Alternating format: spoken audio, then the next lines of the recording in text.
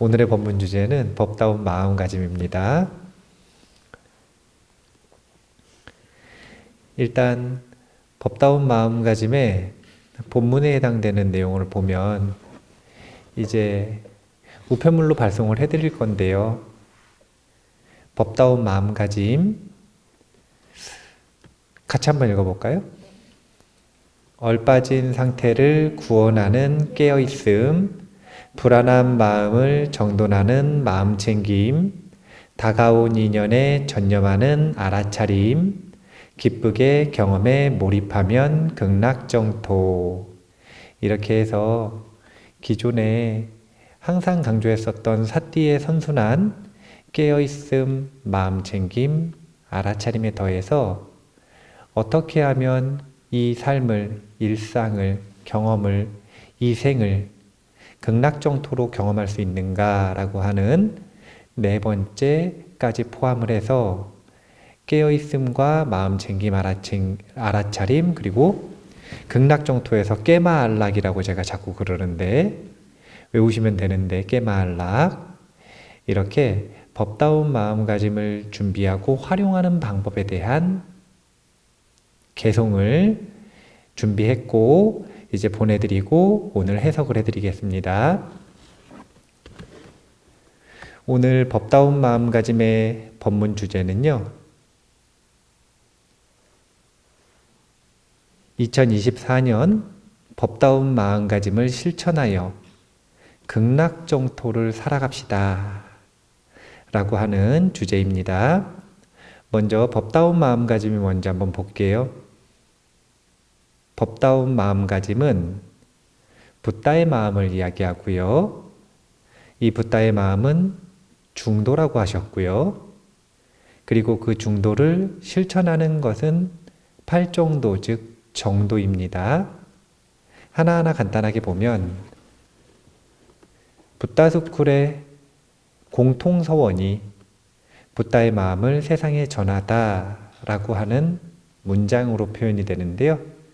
그때의 붓다의 마음이 바로 법다운 마음가짐입니다. 이 법다운 마음가짐은 초기 불교에서는 중도라고 하는 마음가짐으로 불렸어요. 대승불교에서는 보리심이라고 하는 보다 넓은 관점에서의 명칭으로 분류가 되었습니다.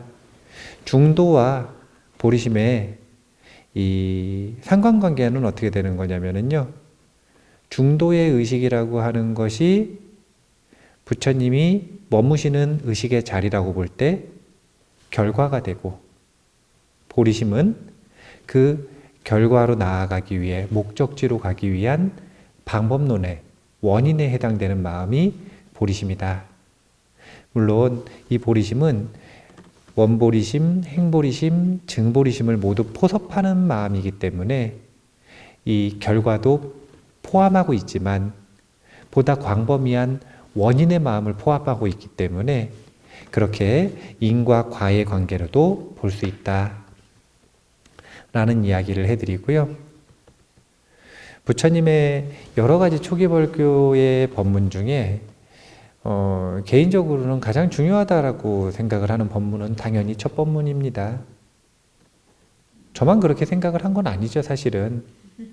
왜냐하면 84,000 경전 중에 굳이 첫 법문, 그 법문을 초전법륜이라고 말씀을 하시면서 그 초전법륜만 특별하게 명칭을 붙였잖아요. 이 이야기는 그 첫 법문에 나머지 84,000 법문의 모든 핵심 내용이 다 들어가 있다는 거예요. 그것만으로 완벽한 체계를 갖췄다는 겁니다. 이미 84,000 법문의 목차는 그 순간에 다 말씀하신 거라는 거예요. 그런데 저는 그 중에서도 다른 분들은 사성제, 팔정도, 그리고 뒤에 후속 법문인 무아법문, 이런 법문을 중요시 여기시는데 저는 첫 법문이 항상 눈에 들어왔어요. 처음에 첫 법문. 그것이 무엇이었냐면 붓다는 중도의 의식에 머문다 라고 하는 이 법문. 부처님께서 아주 뛰어난 작가 같은 분이신데 작가들은 첫 문장을 너무너무 중요시 여기지 않습니까?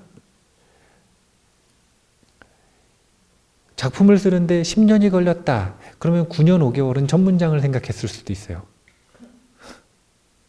첫 문장을 고민하는데 첫 문장이 이 문장이 나가지를 않으면 뒤에 문장을 쓸 수가 없는 거예요. 그러니까 부처님께서 오피셜한 법문, 공식 법문에서의 첫 문장이 바로 이거예요. 붓다는 중도의 의식에 머무른다. 그래서 저는 이 부분을 항상 초점을 맞춰서 연구하고 공부하고 그리고 법문을 했습니다. 저는 이렇게 강조를 많이 했어요. 중도의 마음을 가꾸는 것, 이것이 수행자에게 있어서 수행의 시작과 끝이다. 시작과 끝, 전부를 관통하는 것, 그것은 중도의 의식이다. 이 중도의 의식, 이것이 바로 법다운 마음가짐이에요. 물론 그것이 올바른 길로서의 실천 방법인 팔정도로 표현되기도 합니다. 그래서 우리가 법다운 마음가짐을 어떻게 갖추을 수 있는지 배우고 법다운 마음가짐이 무엇이고 법다운 마음가짐으로 무엇을 또 해야 하고 이런 내용들을 2024년에는 배우고 훈련해야 한다. 배우는 것만으로는 안 되고 그 법다운 마음가짐을 마음에서 재현할 수 있도록 훈련까지 해야 한다. 이렇게 생각을 하시면 되고요. 노예의 마음이 있어요. 그 다음에 이제 주인의 마음을 얘기할 거예요. 노예의 마음은 이런 마음이에요. 첫 번째는요, 얼빠진 마음이에요. 얼빠진 마음은 노예의 마음이에요. 왜 그럴까요?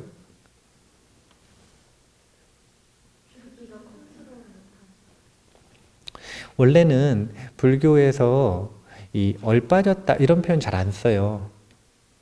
근데 저는 이 표현을 되게 좋아하는데 왜 좋아하냐면 뭔가 되게 시각적으로 리얼하다 그럴까요? 군대 얘기하면 싫어하시지만 군대 가면 노예의 마음이라고 하는 게 어떤지가 눈에 명확히 보이는 사건들이 많아요. 1부터 20까지 20명이 있는데 숫자를 세려는데 한 번에 세질 못해. 아니 생각을 해보세요. 1부터 20까지 세라 그랬잖아요. 1부터 2000, 1부터 2만, 1부터 20만까지 셀 때까지 한 번도 틀리지 말라는 게 아니라 1부터 20까지를 세라는데 그걸 한 번을 못 센다니까요. 그런 상태가 어떻게 자신의 몸과 마음의 주인의 상태입니까? 1부터 20까지도 세지 못하는 이런 상태가 바로 얼빠진 마음이고, 이런 상태에서 이렇게 자신의 몸과 마음의 통제력이 없는 상태에서는 자신의 삶의 주인으로서의 권리를 행사할 수 없다. 그래서 얼빠진 마음은 깨어있는 마음으로 바꿔야 하고요. 또 두 번째 노예의 마음은요, 불안해요. 그런 거예요. 노예나 이 주인, 자신보다 윗사람을 모시고 있는 입장을 놓고 보잖아요. 그럼 항상 불안해요. 주인이 잘해줘도 불안하고, 안 해줘도 불안하고, 옆에 있어도 불안하고, 옆에 없어도 불안하고. 왜냐면 언제 올지 알 수 없어, 언제 욕을 할지 알 수 없어, 언제 때릴 줄 알 수 없어. 항상 스탠바이잖아요. 항상 자신은 위협을 받을 준비를 하고 있어야 돼요. 그러니까 너무너무 불안한 거예요. 노예의 마음은 불안할 수밖에 없어요. 우리는 수없는 세월 동안 노예로 살아왔어요. 누구의 노예로 살아왔냐면 번뇌의 노예로 살아왔어요. 그래서 얼빠졌다는 건 결국 번뇌에 사로잡혀 있다는 뜻이고, 불안하다는 건 번뇌에 조종당하면서 마음이 불안한 거예요. 이런 상태에서는 번뇌에서 벗어난 자유를 누리는 삶을 바꾸는 이런 수행의 결과가 나오기가 어렵다. 그래서 불안한 마음은 안정된 마음으로 바꿔야 한다.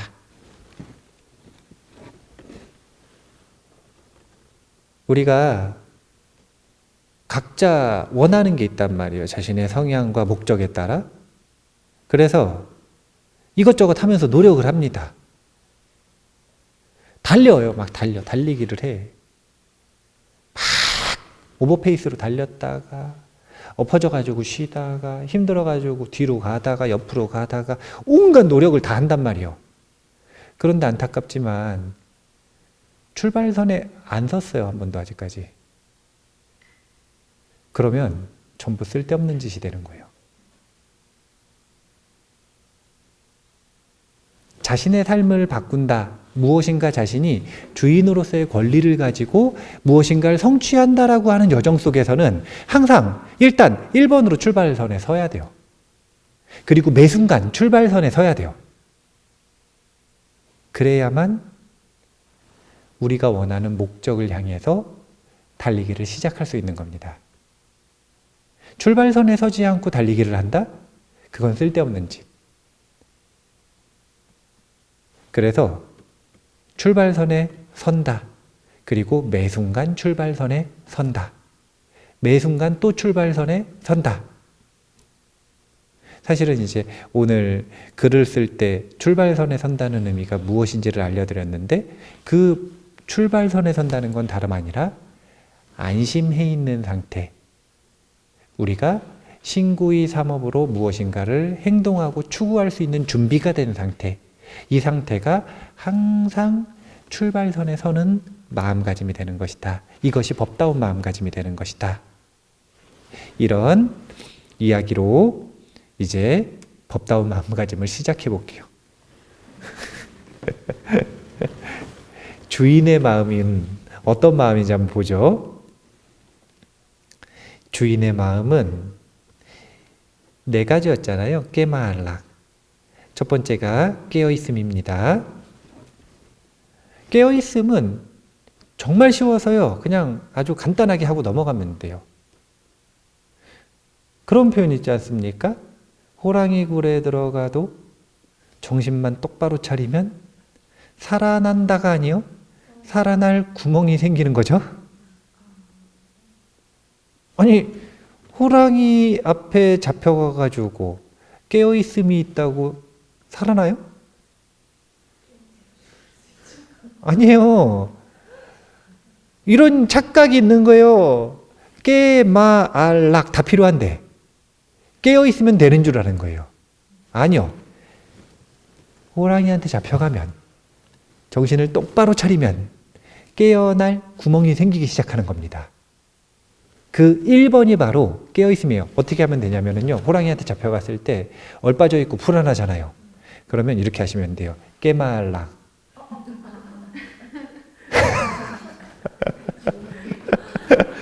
내가 깨어있는가?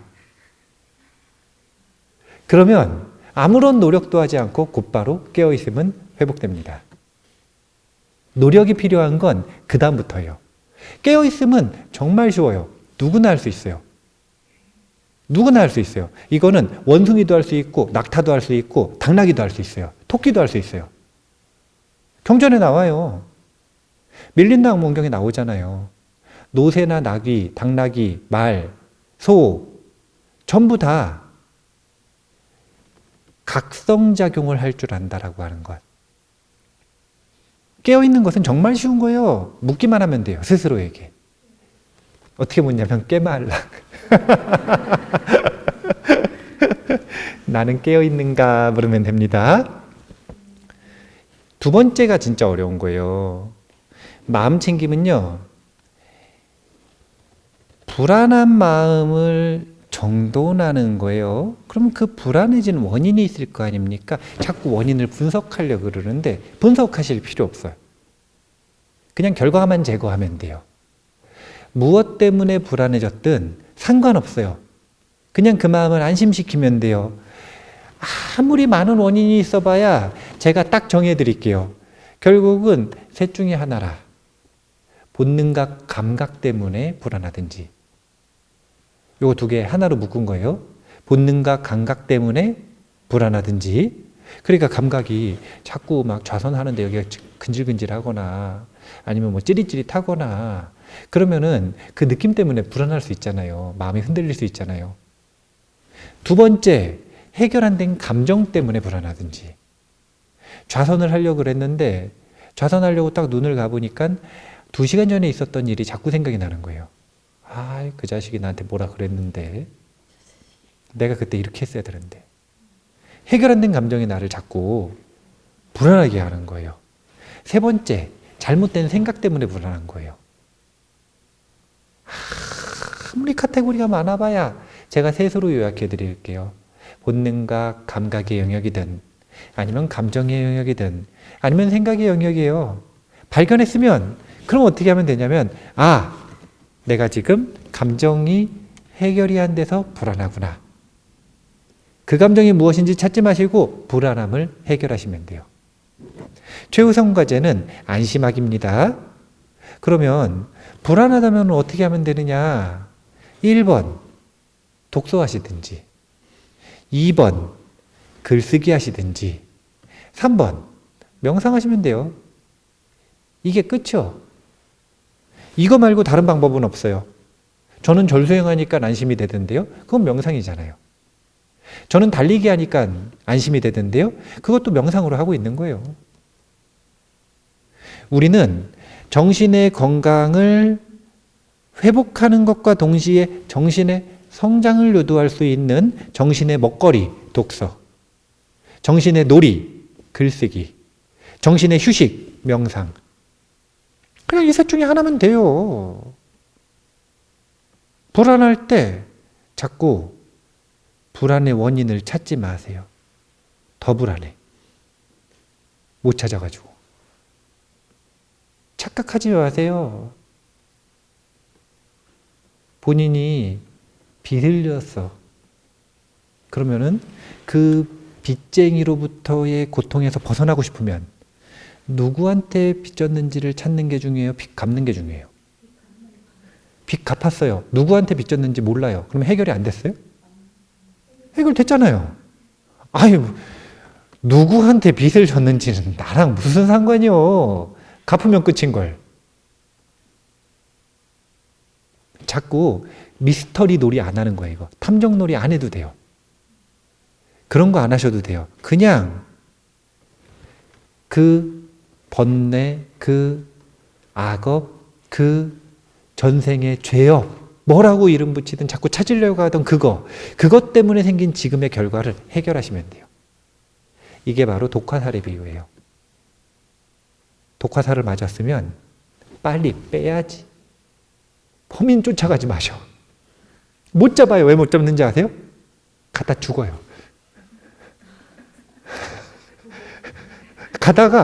가면은 그 혈기가 돌거든요. 그래가지고 더 빨리 독이 퍼져가지고요. 그냥 가다가 죽어버려요. 그 범인을 잡고 싶어도 어떻게 잡는 거냐면 뽑고 정신 차리면 잡을 여지가 생겨요. 원인을 찾지 말아야 된다는 걸 얘기하는 게 아닙니다. 찾는 방법이 틀렸다는 거예요. 순서가 틀렸어요. 불안이라고 하는 독화살을 빼고 정신을 똑바로 차리면 원인을 분명하게 볼 수도 있다. 못 볼 수도 있고요. 지혜가 좀 부족하면 못 보는 거죠. 근데 지혜가 충분하고 지혜가 발휘될 수 있는 환경을 만들어주면 원인을 찾을 수도 있다. 불안하다면 항상 최우선 과제는 안심이라고 하는 것. 마음 챙김을 그냥 그거 뭐라 그래? 맨 땅에 헤딩이라 그러나요? 그냥 뭐 무작정 안심해야지 그런다고 안심이 안 된다니까요. 안심할 수 있는 자신만의 방법이 필요하다. 그래서 자신이 활용할 수 있는 모든 방편을 활용해서 최우선적으로 안심하라. 이게 출발선에 서는 거예요. 그 다음이 이제 알아차림인데요. 안심은 출발선이라고 그랬잖아요. 출발선은 무슨 의미예요? 출발해야 된다는 뜻이에요. 결승점이 아니요. 결승점이면 이제 거기서 머무르면서 행복하게 잘 살았어요. 이렇게 엔딩하면 되는데 그게 아니라니까요. 안심은 출발선에 선 거고 이제 마라톤이 시작되는 거예요. 그 마라톤을 하는 순간 끊임없이 그 경로에서 벗어나지 않기 위해, 거기서 거꾸로 가지 않기 위해, 장애물에 넘어져가지고 엎어져 있지 않기 위해, 거기서 기권하고 탈락하지 않기 위해 끊임없이 해야 되는 것이 있는 거예요. 본 과제가 나오는 겁니다. 안심은 시작점에 선 거예요. 이제 본 과제가 나왔어요. 그게 뭐냐면 바로 전념하는 것입니다. 선사들이 누누이 강조하시잖아요. 뭐라 그러시냐면은 먹을 때는 먹기만 하고, 쌀 때는 싸기만 하고, 잘 때는 자기만 해라. 이게 어떻게 가능한가? 시작점에 서야 가능한 거예요. 얼빠져 있으면 이미 그냥 기권패. 경쟁에서 꼴등이냐 아니냐 이걸 따질 필요가 없어요. 아예 참가를 못했어요. 마음이 불안하면 아예 참가를 못해요. 그 마음의 불안을 잘 다스려서 안심한 상태, 그 상태가 출발선에 선 상태입니다. 오늘 출발선에 섰으니 내일도 서 있겠지. 틀렸어요. 내일 또 불안해지거든요. 그럼 깨말락해가지고 안심하지 않으면 다시 또 기권패. 그래서 부처님께서는 중도의 의식을 그래 중요시 여기셨던 거예요. 매일, 매순간, 평생 수행이 끝날 때까지 그 시간이 3아승직업이든 30아승직업이든 무한의 겁이든 상관없이 이 길을 끝날 때까지는 처음부터 끝까지 관통하는 주제가 바로 이 실천적 중도. 안심하라. 그래야 비로소 그때부터 한 걸음 0.1%라도 나아갈 수 있는 겁니다. 마음은 미친 코끼리와 같기 때문에 이 출발선에 서지 않으면 어떻게 되냐면 거꾸로 갑니다. 옆으로 갑니다. 아이의 경로를 이탈해서 포기해버립니다. 항상 내가 출발선에 섰는가 이걸 점검해 봐야 돼요. 나는 왜 공부하는데 성과가 안 오르죠? 나는 왜 사업을 하는데 성과가 안 오르죠? 나는 왜 저 사람한테 잘해줬는데 관계가 안 좋죠? 뭐부터 점검해 봐야 되냐면 내가 출발선에 섰는지 안 섰는지 이걸 점검을 해 봐야 돼요.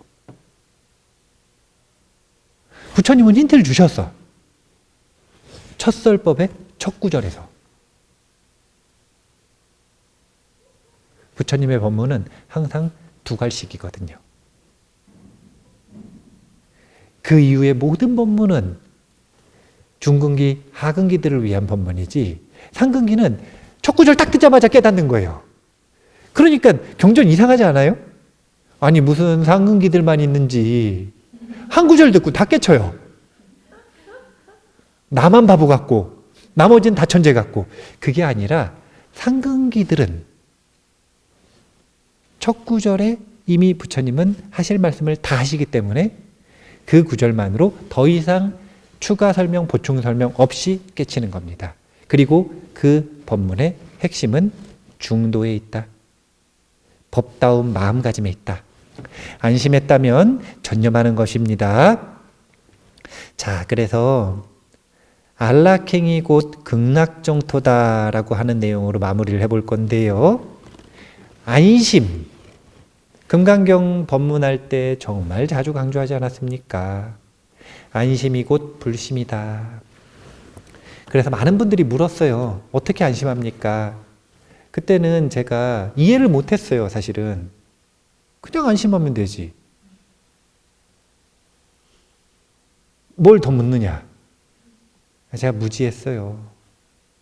지금 와서 생각을 해보면 방법이 필요하더라고요.